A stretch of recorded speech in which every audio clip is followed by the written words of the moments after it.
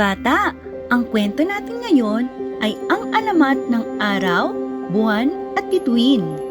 Umpisahan na natin. Noong unang panahon, abot kamay pa ng mga tao ang mga ulap. Sa sobrang baba nito, halos humalik ang mga ulap sa lupa.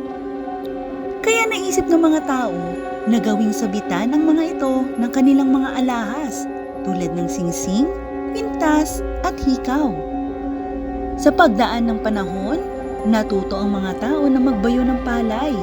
Subalit sa bawat pagbayo nila, nasasaktan pala ang mga ulap. Hindi na malaya ng mga tao na nadadali na pala nila ang mga ulap, kaya't unti-unting tumataas ang mga ito para hindi masaktan. Lumipas ang mga araw.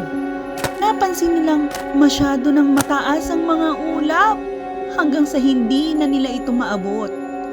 Ang mga alahas, ang perlas at kwintas ko, ang singsing, ang hikaw, paano ko maaabot?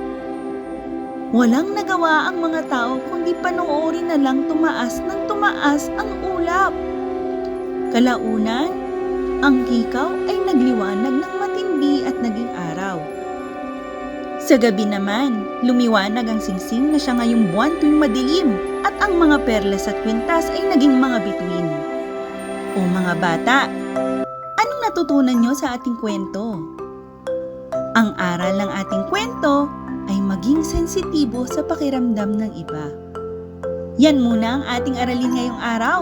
Hanggang sa susunod nating kwento. Paalam!